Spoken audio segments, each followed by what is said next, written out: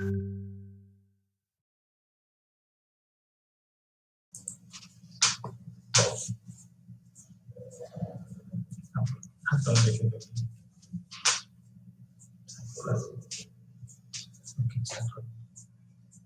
afternoon, everybody.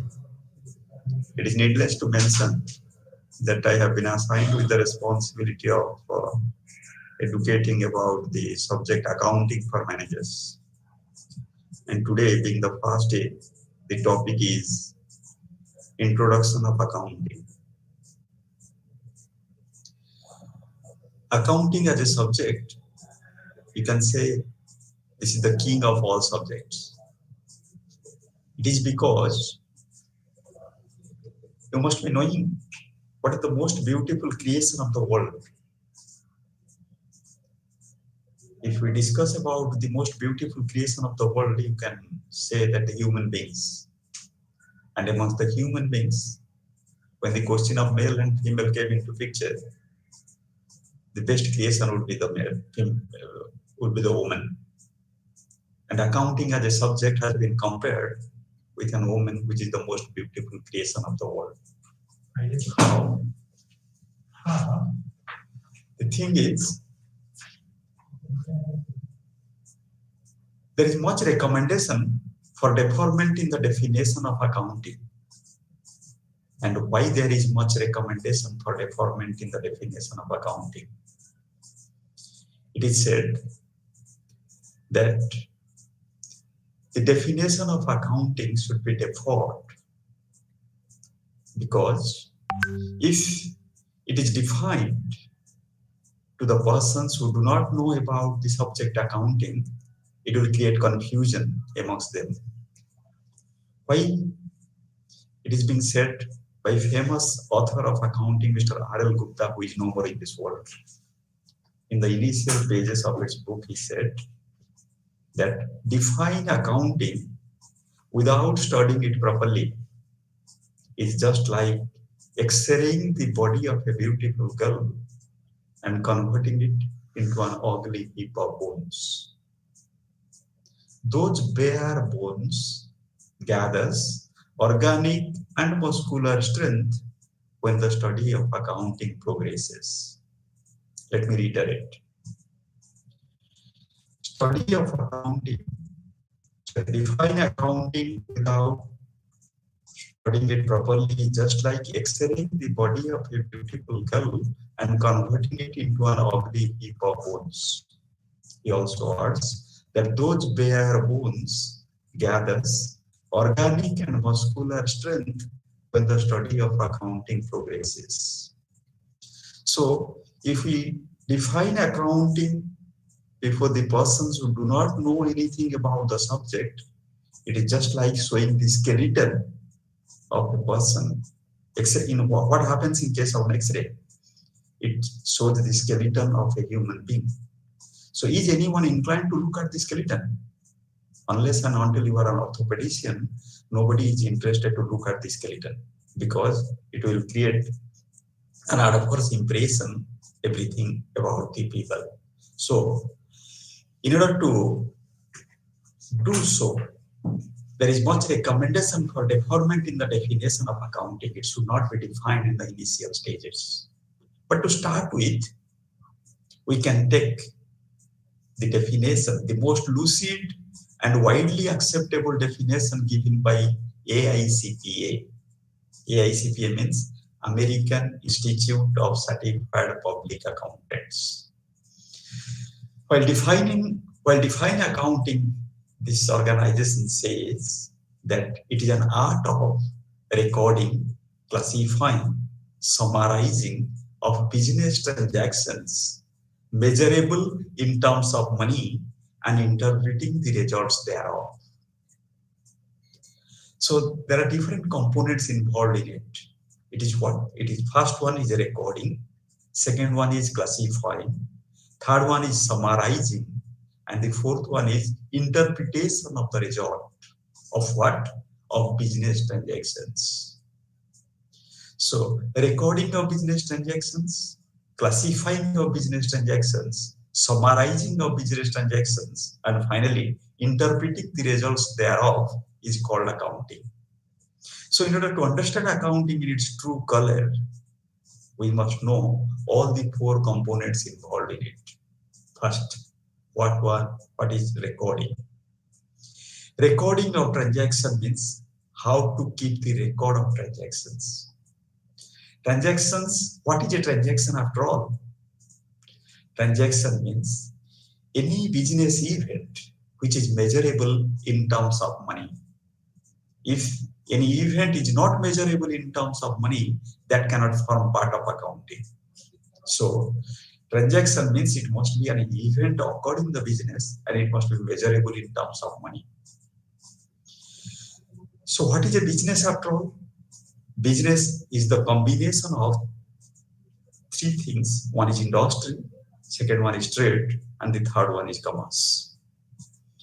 So business transaction, when it is to be recorded, it is to be recorded through journal. The first technical term used in accounting, that is called journal. So what is journal after all? Journal means systematic recording of business transactions with the significance of debit and credit. Let me reiterate. Systematic recording of business transactions with the significance of debit and credit. So what is debit and what is credit? Everybody knows that this is debit, this is credit. If you look to an account, the left-hand side is called debit and the right-hand side is called credit. But is it now?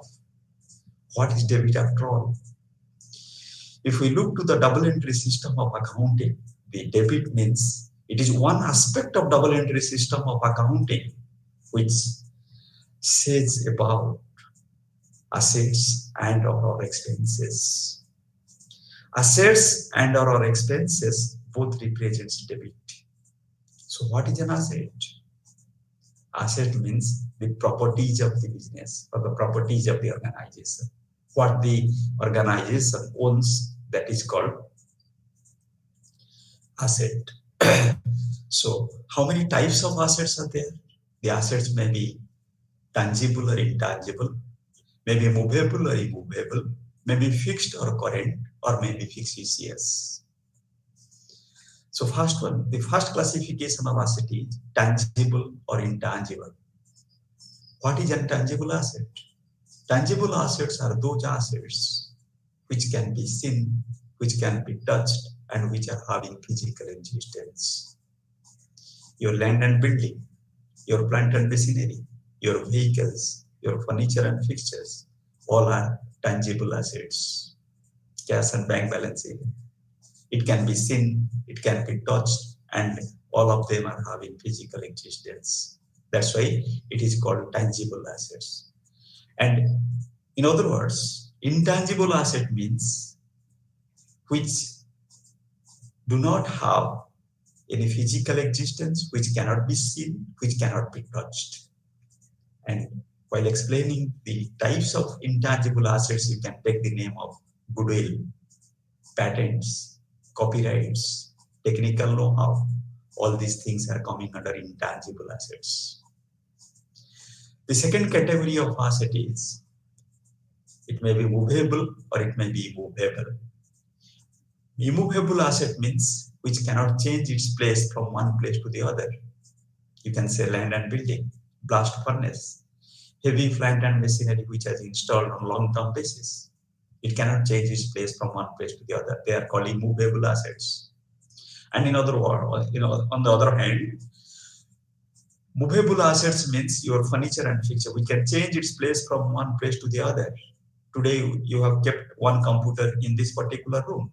Tomorrow, it can be shifted to other room. Today, this furniture and fixtures or students' desks are kept in this classroom, and in the next day, it can be taken to another classroom. So, these are called movable assets. Your vehicle, your refrigerator, your computers, all these are coming under movable assets, which can change its place from one place to the other. The third category of asset is, it may be fixed or it may be current.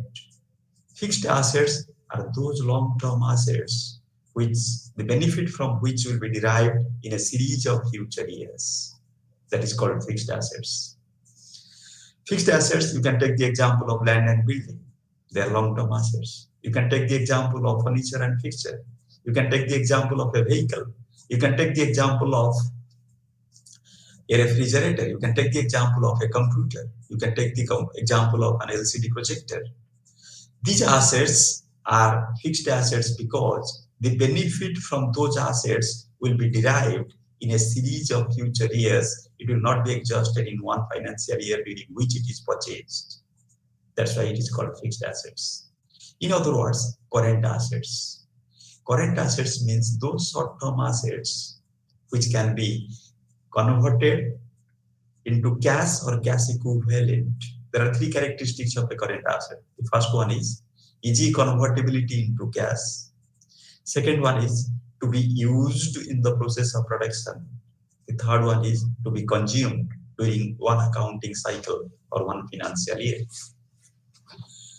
If we take the example of different current assets, the first characteristic is it must be converted into cash or cash equivalent.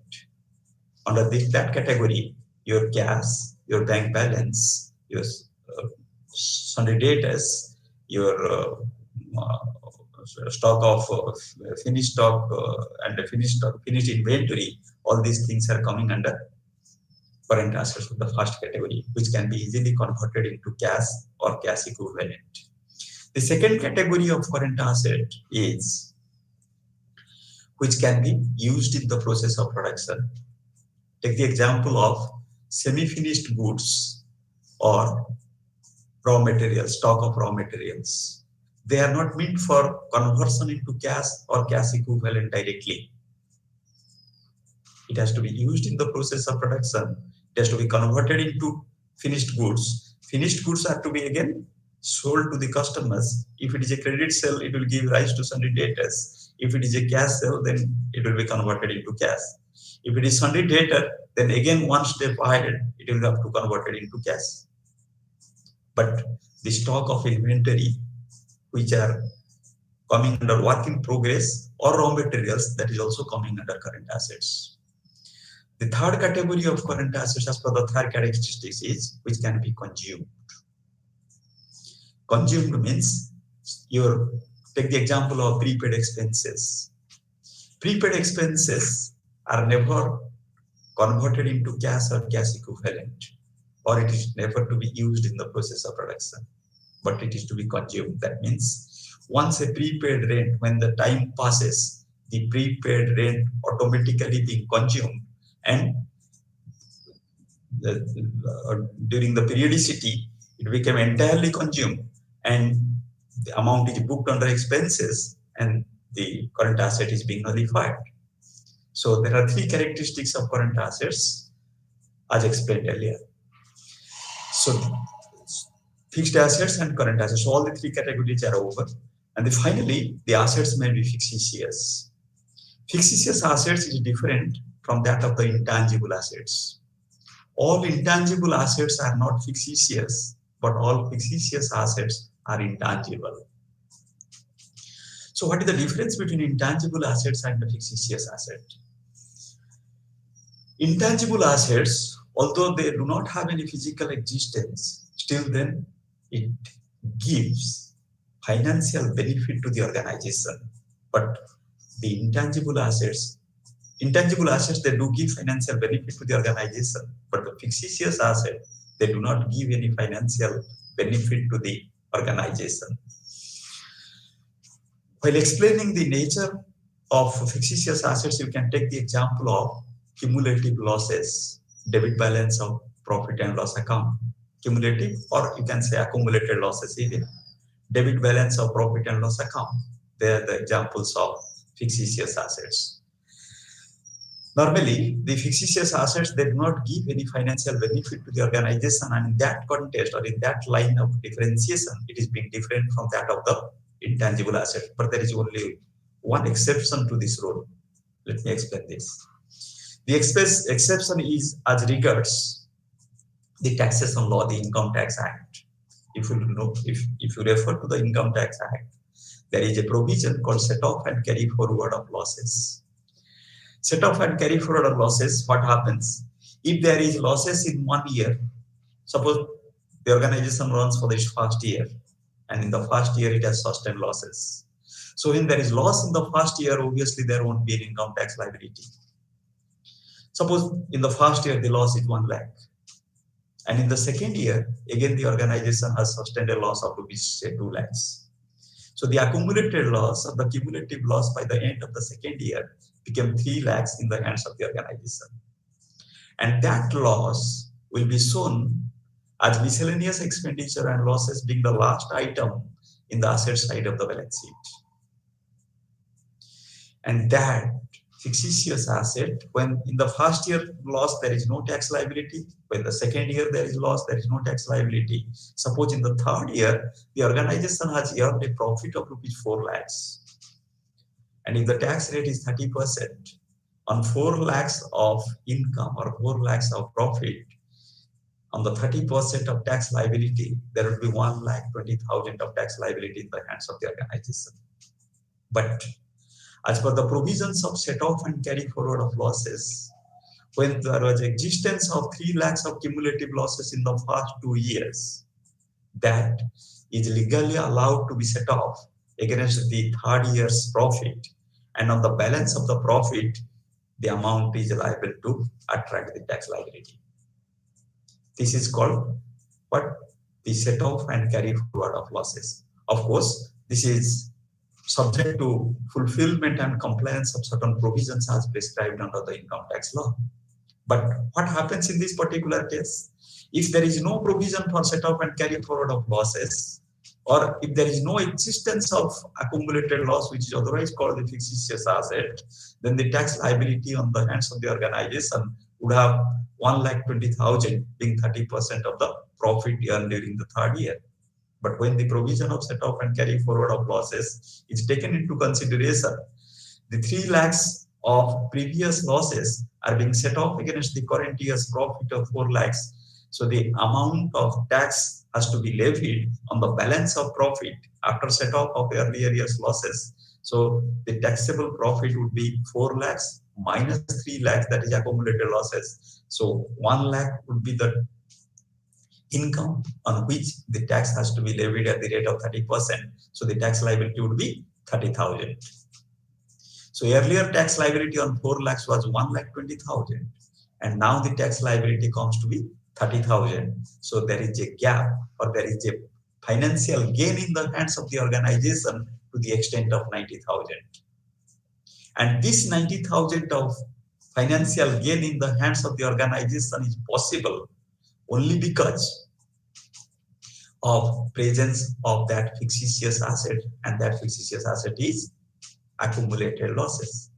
So accepting this particular example, under no circumstances the fictitious assets can give any financial benefit to the organization, and in that way it is being different from the intangible assets. Intangible assets, they do give financial benefit, but fictitious assets, they do not give any financial benefit. But this is the solitary example or exception available in this case. So examples of assets are clarified. Then the second category of debit is expense. First one is asset and the second one is expense. So what is expense after all? Expense means any amount, any outflow of cash or cash equivalent, any outflow of cash or cash equivalent which gives rise to, which doesn't give rise to the value of any asset or reduction in the amount of liability. You must be knowing there are two similar words. One is expense, another is expenditure. Literally, there is no difference between these two words. Expense, if you refer to a dictionary, the meaning of expense would be the same. The meaning of expenditure would be the same. But in accounting, there is a huge difference between these two words, expense and expenditure. There is a sizable difference between these two words. So what is expense and what is expenditure? Expenditure means Any outflow of cash or cash equivalent which gives rise to the value of any asset or reduction in the amount of liability, that is expenditure. Suppose we have purchased a computer on payment of 30,000. If 30,000 is paid in cash, so cash will be going out. One asset is reduced. If you are issuing a check, your bank balance will come down. So thereby one asset is reduced. But what happens in the counterpart? Another asset is coming into the organization. That means the computer is coming into the organization. That means the value of asset is being increased. So what it is? It is expenditure. Expenditures are capital in nature and non-recurring in nature. But what happens in case of an expense? Expense means any outflow of cash or cash equivalent which neither give rise to the value of any asset or reduction in the amount of any liability. Take the example of payment of electricity bill on or before the due date. Suppose the organization's electricity bill is 20,000 and it has to be paid 10th of the succeeding month. When it is paid by on or before the 10th of the succeeding month, then there would be outflow of cash to the extent of amount of electricity bill paid. But what happens in the counterpart? Does it increase the value of any asset of the organization? Or does it reduces any liability of the organization? The answer would be obviously no. It neither gives rise to the value of any asset, nor it reduces the amount of any liability of the organization when it is paid. That's why what it is, it's not an expenditure, it is an expense. Expenses are revenue in nature and recurring in nature. And expenditure is capital in nature and non-recurring in nature. In that way, expenses and expenditures are different. Expenditures are regarded as fixed assets. It may be current assets sometime. And expenses means all nominal accounts. Accounts are three types, as you know: personal, real, and nominal, what we'll discuss in a later stage. So, debit represents assets and or expenses. That is one aspect. The second aspect of the recording journal is credit, which speaks about liabilities and or incomes. What is liability? Liability means any owings, any borrowings, or any obligation of the organization. Any owings, any borrowings, or any obligation. Owing means if any loan taken from the bank, that would be coming under liability. It may be a term loan, it may be an overdraft, it may be a cash credit, it may be a bill limit, or whatever it may be. That is called owing. It's a liability for the organization, for which the organization is liable to pay. Second category, borrowing. Borrowing means if the goods are purchased in credit, sundry creditors, that is also liability. The party from whom it is purchased, credit purchase means what? Sundry creditor means if the goods are purchased in credit, from whom it is purchased, he is a creditor, and combination of all the creditors is called sundry creditor. So sundry creditor, the fate of the sundry creditor is a liability. It's a current liability to the organization. The third category, first one is owing, second one is borrowing, and third one is obligation. Under that category, you can take the example of outstanding expenses. Expenses due but not paid. Suppose the rent has to be paid by the end of the month, but it is not paid. So in the very next day, it became what? It became a liability. It's an outstanding expense or outstanding rent or rent payable. Anything payable is a liability. Anything receivable is an asset. So liability means any owing, any borrowing, or any obligation of the organization. Then come to the categories of liabilities. It may be a term liability, which is called a long-term liability, or it may be a current liability. There is a third category of liability, which is otherwise called the contingent liability. Let us discuss all the three in nutshell. Liability. Term liability or the long-term liability means the liabilities which exist for a long-term period, which exist for more than 1 year. That is called long-term liability. Your share capital, your reserve and surplus, your long-term loans from banks, financial institutions, etc. They are all term liabilities or long-term liabilities. But the liabilities which exist for 1 year, for one financial year, they are called the current liabilities or short-term liabilities. Under short-term liability, different items will be coming like current assets, sundry creditors, your outstanding expenses, bills payable, all these things will be coming under current liabilities. The third category of liability would be contingent liability. Contingent liability means the liability which is not a firm liability, but it's becoming firm liability depends upon the happening or non-happening of certain events. Your bank guarantee, it is an example of a contingent liability. Contingent liability, since it is not a firm liability, it is not incorporated in the body of the balance sheet. Rather, it is given by way of a footnote to the balance sheet. So, that is categories of liabilities. Then the next aspect of the credit is income. What is an income? Income means gross inflow of cash or cash equivalent resulting out of three things. The first one is sale of goods. Second one is rendering of services. And the third one is utilization of any resources of the organization, but excluding the receipts on behalf of third parties. The last part is more important. So what are the components involved in income? Gross inflow of cash or cash equivalent resulting out of sale of goods. Sale of goods means the traders. You can say when any good is being sold to the customer, whatever amount is being received from the customers, that is called sale proceeds. So that will be what? That will be the income in the hands of the organization. Suppose a person had been to Pantaloon for buying of a trouser. He had chosen a trouser, the price of the basic price of which is say 1,000, and it is subject to GST at the rate of 10%.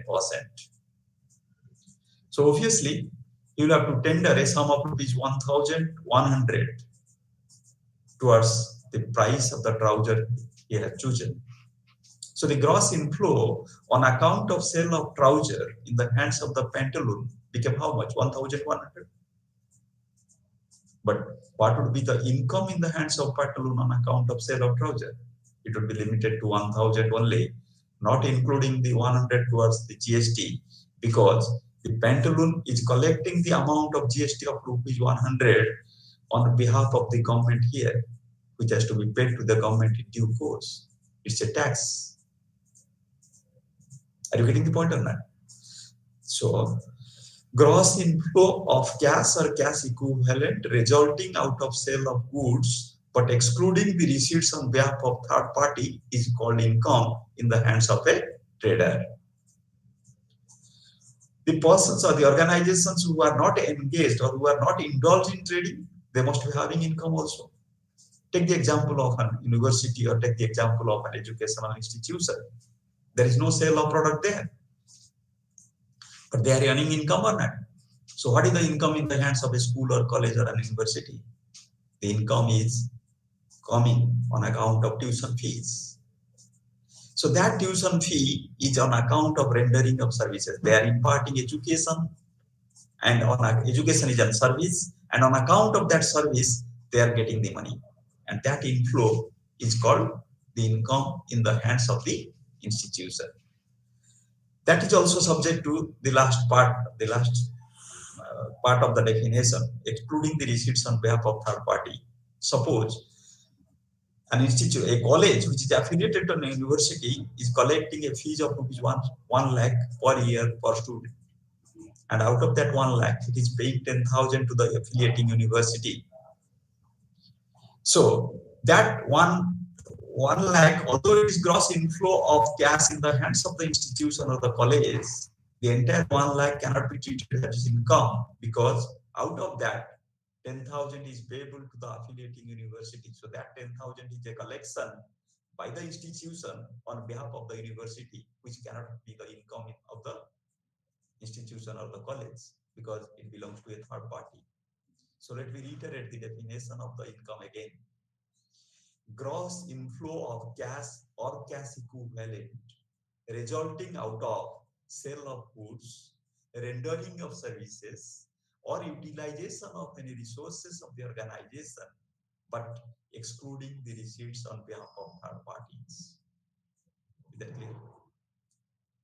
So this is about the two aspects of debit and credit, which includes assets, expenses, liabilities, and incomes. So how the recording has to be done? Recording has to be done with the help of three golden rules. There are three accounts in the system. Truly speaking, there are two. One is personal account, the other one is impersonal account. But impersonal account is again divided into two components. That is called real account and the nominal account. So in general, there are three accounts. One is personal account, another is real account, and the third one is the nominal account. Personal account means the accounts which are representing the persons, the firms, the organizations, which may include banks, schools, colleges, etc., etc. Personal accounts are again of three categories. It may be a natural person, it may be an artificial person, or it may be a representative person. Natural person means all individuals which are being created by nature. X, Y, Z, Rama, Sam, all these are natural persons. Natural persons which are being created by nature. The second one is artificial persons. Artificial person means all institutions and organizations which are created by the individuals or human beings with the help of certain statutes.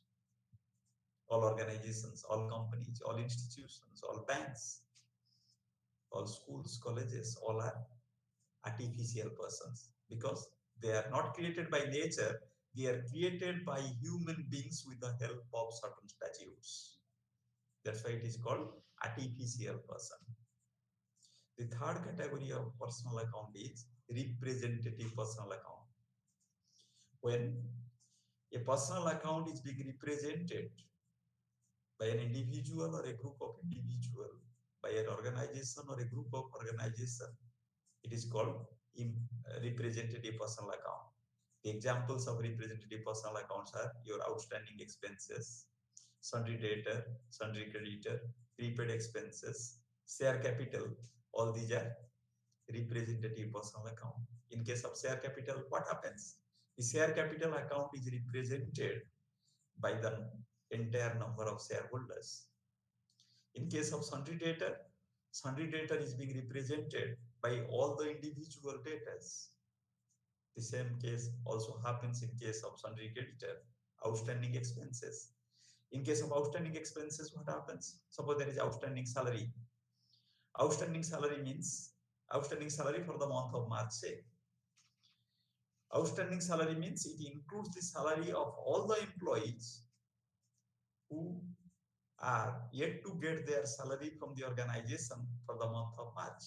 So it is represented by all the employees whose salary is outstanding or due but not paid. So that is called representative personal account. For a representative personal account, the rule for recording of transaction as per journal is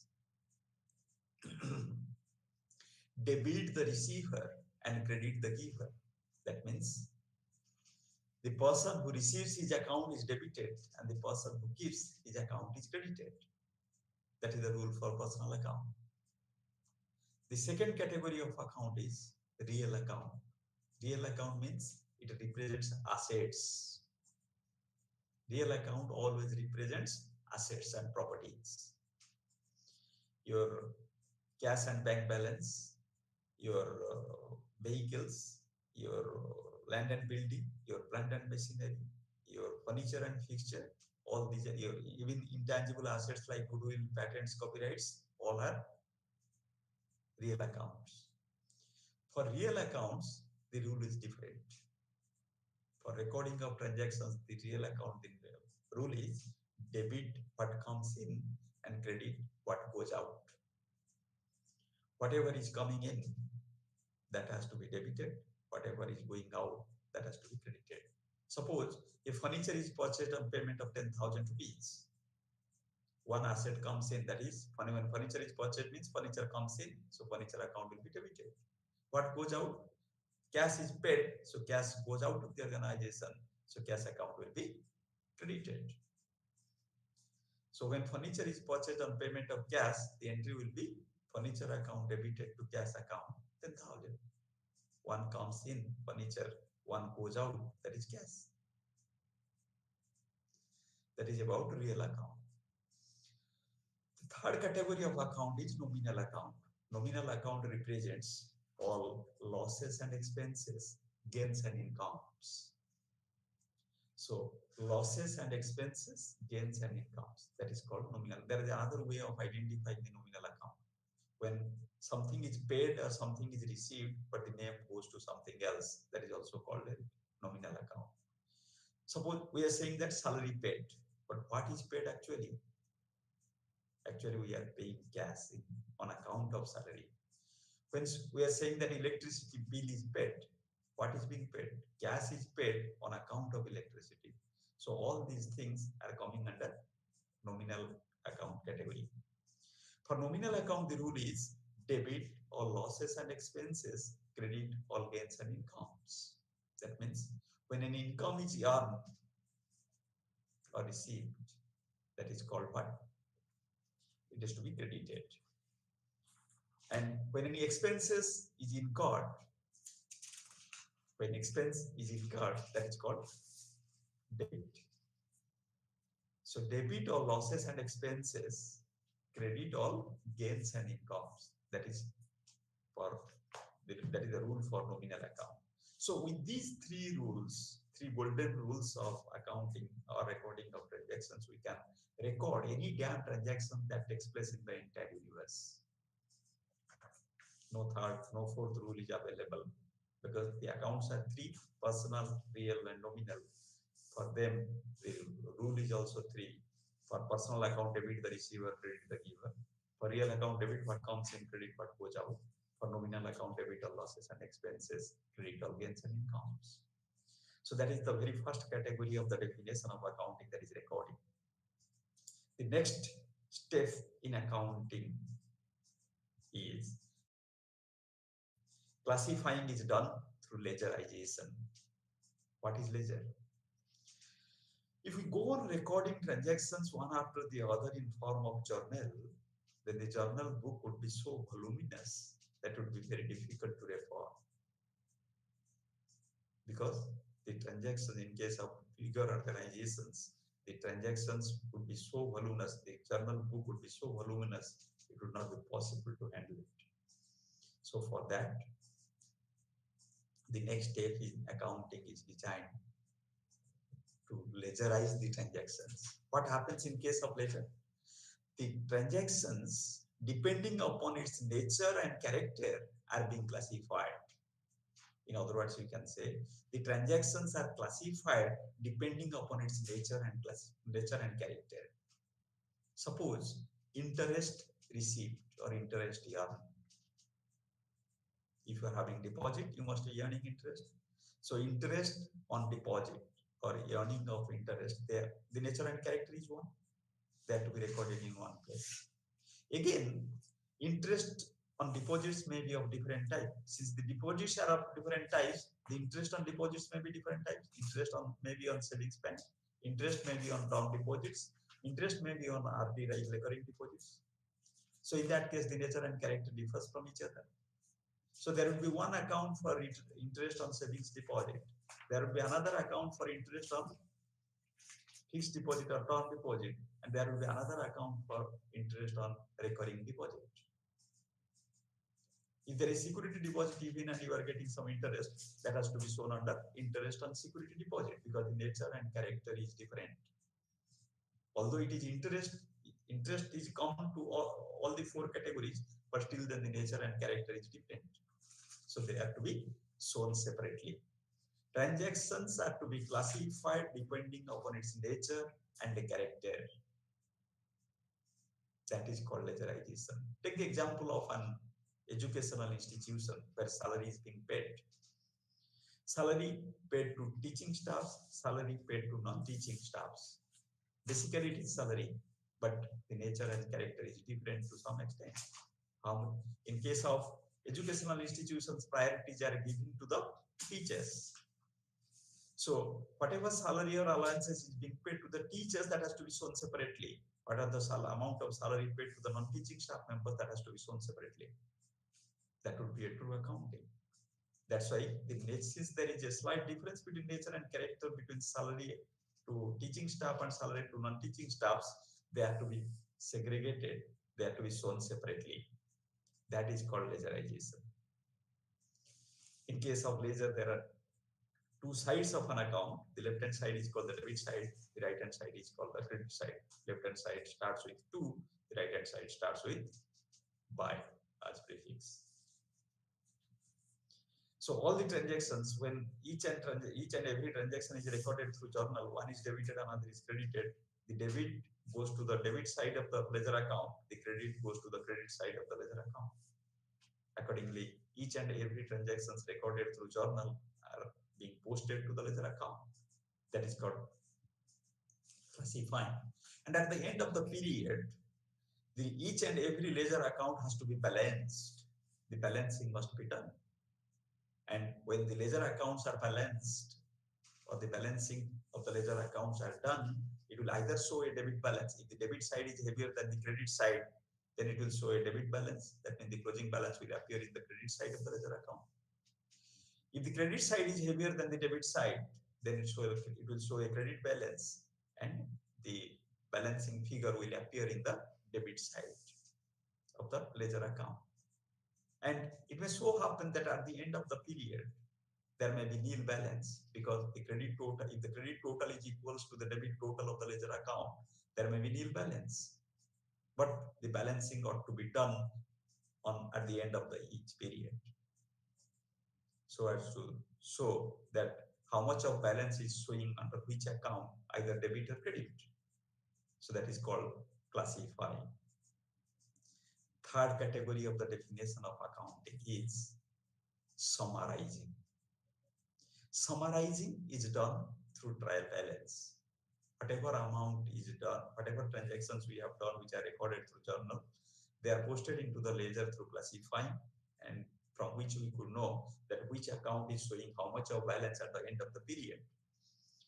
And then to know the entire thing in form of its summary, we need to prepare a statement which is called a trial balance. Trial balance is prepared on periodic basis. So what is a trial balance? What is the meaning of the trial balance? The trial balance means it is a statement which is prepared on a periodic basis and which contains the closing balances of all the ledger accounts. And why it is prepared? In order to be sanguine about the arithmetical accuracy of the books of accounts maintained by the organization. So let me reiterate. The trial balance means it is a statement which is prepared on periodic basis containing the closing balances of all the ledger accounts in order to be sanguine about the arithmetical accuracy of the books of accounts maintained. So we have seen from the journal that each debit has got an equal and corresponding credit and vice versa. That means each debit has a credit and each credit has a debit.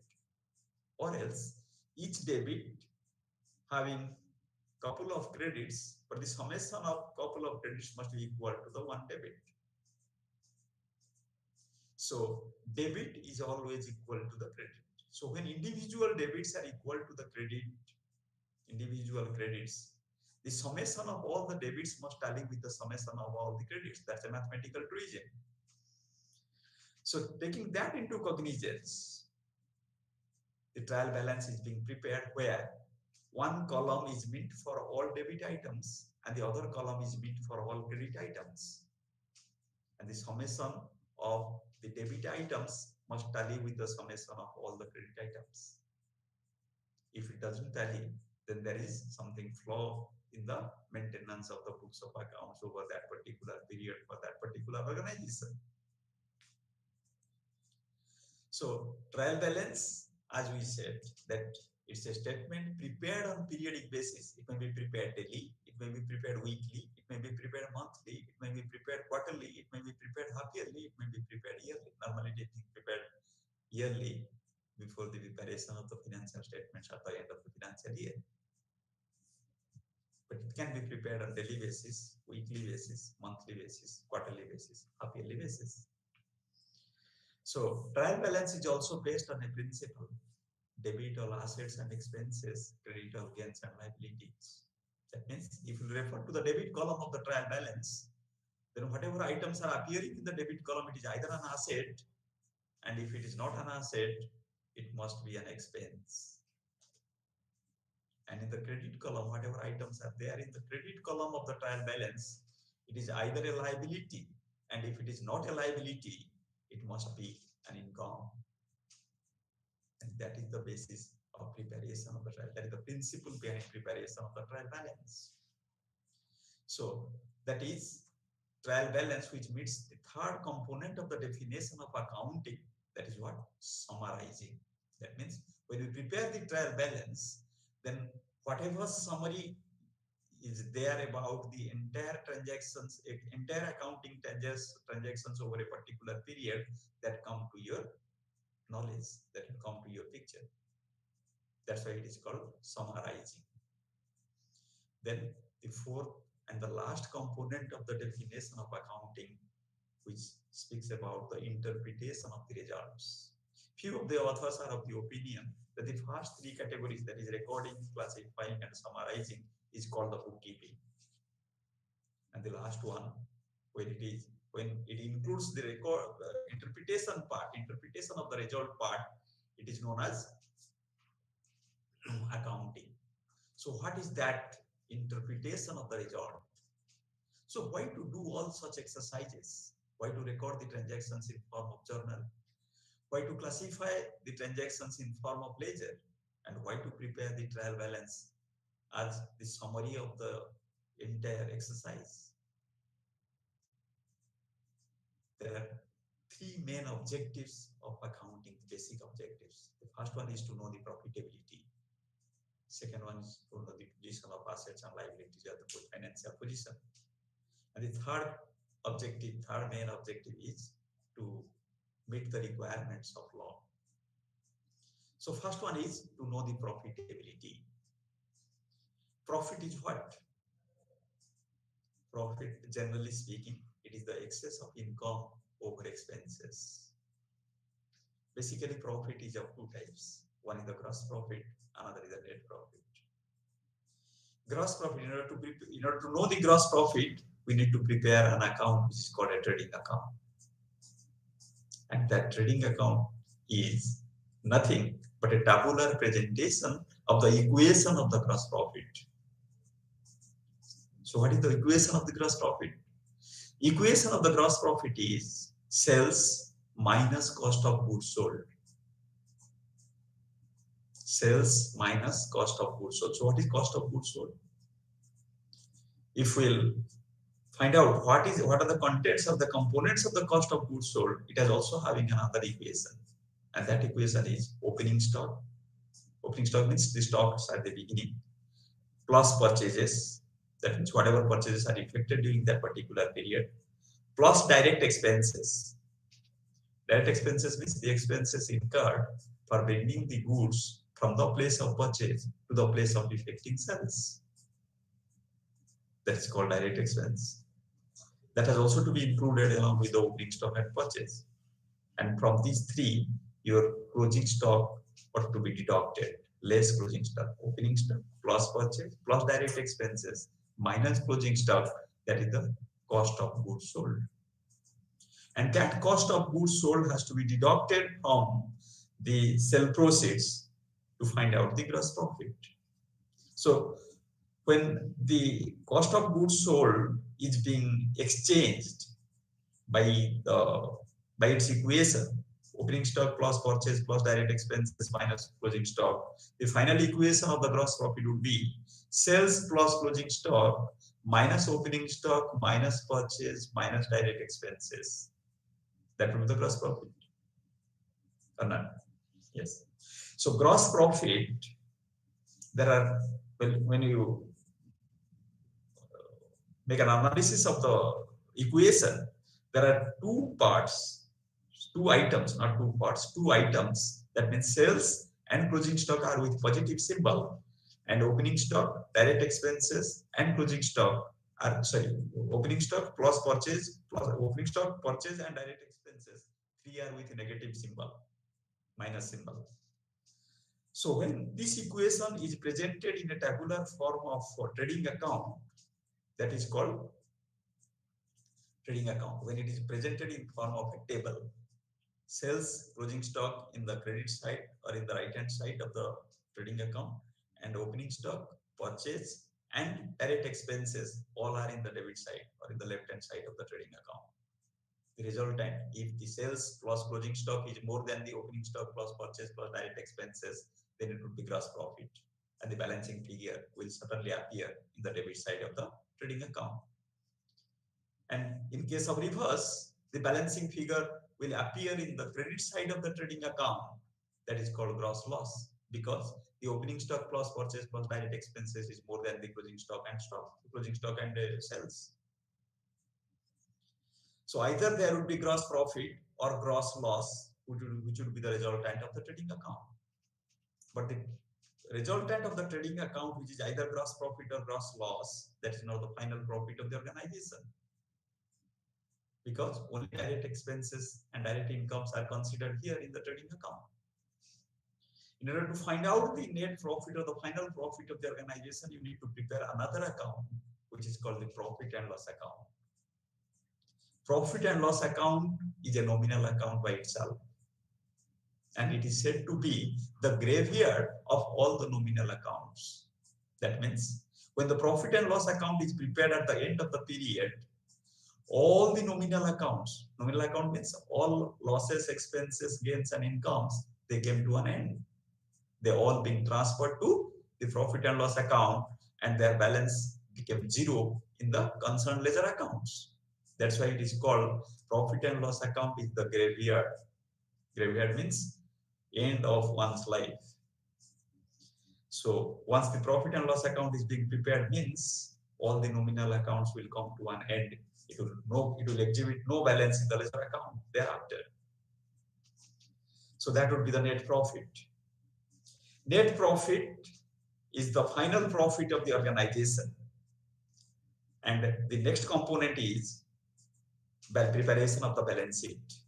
Balance sheet, which will speak about the assets and liabilities, financial position of the organization. Is that clear? And this would be prepared after the profit and loss account is being prepared. And the third component of the basic requirement of the basic objective of financial accounting is, that is what? To meet the requirements of the law. There are certain statutory requirements where the accounting, the maintenance of books of accounts is mandatory. So in order to comply with those statutory requirements, the organization ought to maintain their books of accounts. So here there are four components as we discussed here about the subject accounting. First one is recording, which is done through journal. Second one is classifying, which is done through ledger.